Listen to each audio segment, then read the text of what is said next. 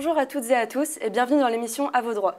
Aujourd'hui, nous allons aborder la question de l'accès aux soins en milieu pénitentiaire au vu de la toute récente condamnation de la France par la Cour européenne des droits de l'homme en date du 30 janvier dernier à propos des conditions de détention au sein des prisons françaises.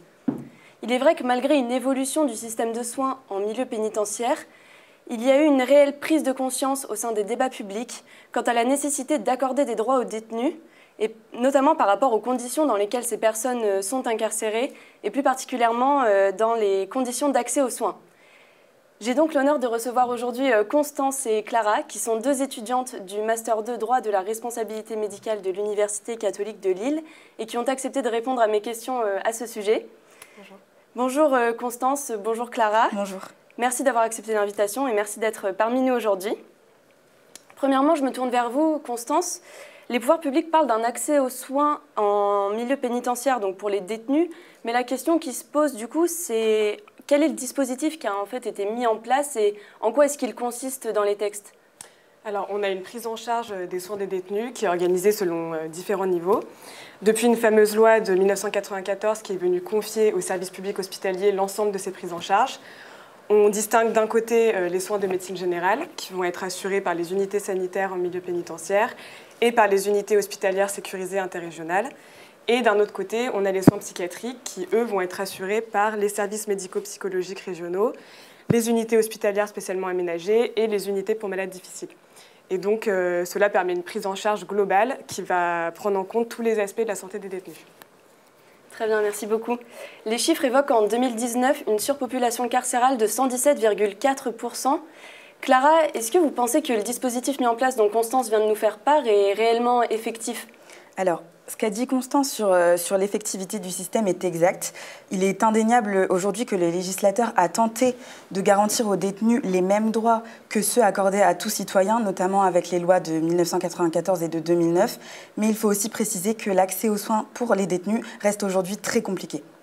Et donc, comment s'expliquent ces difficultés en pratique ? Comment est-ce qu'elles se concrétisent ? Alors, les détenus sont une population qui est qualifiée de vulnérable parce que c'est en prison que l'état de santé est le plus dégradé. On y trouve une présence importante de troubles mentaux, voire des comportements à risque. Il y a même une étude de 2003 qui a montré que 18% des détenus présentaient un état de santé qui était mauvais, et cela notamment à cause des conditions de santé et de salubrité qui sont liées à la surpopulation carcérale. Les détenus rencontrent beaucoup de difficultés au sein des prisons, que ce soit lors de la demande d'accès aux soins dans l'établissement pénitentiaire, pour les transferts entre l'hôpital et la prison, et voire même à cause du manque de personnel, que ce soit au sein de l'hôpital ou au sein de l'établissement pénitentiaire, pour faire la prise en charge. Un autre des gros problèmes qui se posent aujourd'hui pour les détenus, c'est la question de leur accès aux soins d'urgence, qui n'est quasiment pas assuré.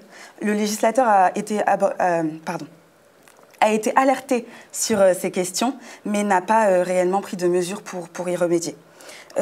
Si on se concentre un peu plus sur les minorités au sein des prisons, tout d'abord les handicapés, le constat qu'on peut faire, c'est que les locaux ne sont pas du tout adaptés à leur état de santé et leur état physique. Deuxièmement, si on parle des femmes, le constat qu'on peut faire aujourd'hui, c'est que les possibilités sont moindres par rapport aux hommes dans les prisons, ne serait-ce que si on parle des protections hygiéniques qui ne sont pas ou peu disponibles pour elles. Le constat que je peux faire, et j'en terminerai par là sur ce point, c'est qu'aujourd'hui, au sein des établissements pénitentiaires, la sécurité prime sur la santé. Merci beaucoup pour toutes ces précisions. Finalement, Constance, toutes les difficultés qui viennent d'être évoquées ne seraient-elles pas révélatrices d'une certaine atteinte aux droits fondamentaux des détenus qui pourtant sont des citoyens comme vous et moi ? Vous avez tout à fait raison. Les détenus disposent en principe de droits tels que celui d'avoir accès à des soins et d'être informés sur ceux-ci. Ils disposent également d'un droit au respect du secret médical et d'un droit au respect de leur consentement. Et donc ce sont des droits qui sont garantis à tout patient de manière générale, qu'il soit incarcéré ou non. Et donc finalement, en principe, la seule atteinte qu'il devrait y avoir à ces droits, c'est l'atteinte à la liberté d'aller et venir comme ils l'entendent. Sauf qu'en prison, en réalité, cette atteinte n'est pas la seule. Donc les droits que je viens d'évoquer sont régulièrement bafoués. C'est le cas notamment du secret médical qui est mis à rude épreuve pour deux raisons. Donc la première, ça va être que la présence d'un surveillant est obligatoire lors des consultations médicales. Et la deuxième, c'est que les médecins font souvent l'objet de pression afin de partager des informations dont ils disposent sur les patients détenus, et ce, au nom d'impératifs de sécurité auxquels ils ne peuvent déroger. Et à côté du secret médical, on a aussi le respect à un consentement libre et éclairé qui connaît des limites en pratique, car dans certains cas, le consentement des personnes détenues peut ne pas être exigé. Et donc, par exemple, ça va être le cas si un prévenu est suspecté d'avoir commis un viol. Il devra nécessairement se soumettre à une prise de sang afin de déterminer s'il n'a pas une maladie sexuellement transmissible. Et donc son refus ne sera pas du tout pris en compte. D'accord. Et donc Clara a évoqué le problème de l'insalubrité au sein des prisons, problème qui a d'ailleurs été sanctionné par la fameuse décision de la Cour européenne des droits de l'homme du 30 janvier dernier dont j'ai parlé au début de cette interview et qui a été relayée à plusieurs reprises dans les médias. Je pense notamment au scandale lié aux conditions de détention au sein de la prison des Baumettes à Marseille. Est-ce que vous pouvez confirmer qu'il y a une réelle atteinte à la dignité des personnes détenues ? Ah oui, complètement. Dans certaines prisons, les conditions de détention peuvent vraiment être considérées comme indignes. On assiste à une réelle surpopulation et une insalubrité et des conditions d'hygiène qui sont déplorables.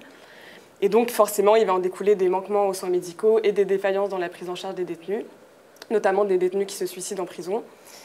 Et on fait parfois face à une véritable atteinte à la Convention européenne des droits de l'homme, qui pourtant, dans ses textes, prohibe les atteintes... toutes sortes de traitements inhumains et dégradants. Et heureusement, l'État tente quand même de contrôler de manière plus ou moins régulière les prisons afin de vérifier les conditions de détention. Et d'ailleurs, il est prévu que la prison des Baumettes dont vous parlez ferme ses portes en 2020. D'accord, mais donc du coup, est-ce que vous pensez qu'il y aurait des solutions envisageables afin de pallier ces atteintes et notamment les atteintes qui sont directement liées au phénomène de surpopulation carcérale ? Alors, on peut supposer qu'avec le développement de la santé numérique en France et plus précisément de la télémédecine, c'est une solution envisageable pour répondre aux besoins de santé des détenus. Cependant, c'est quand même une solution qui doit être nuancée. Tout d'abord parce qu'en fonction des besoins de santé, il peut y avoir une nécessité d'un contact avec un professionnel, ce qui n'est pas forcément le cas si on pense aux soins psychiatriques ou encore aux soins plus spécialisés comme la dermatologie. Et deuxièmement, ce développement nécessiterait une prise en charge financière par l'État, ce qui n'est pas envisageable pour le moment. C'est donc une solution qui est prometteuse, mais pas encore totalement d'actualité. Merci beaucoup pour votre participation à notre émission et à très vite sur le plateau de À vos droits. Merci. Merci.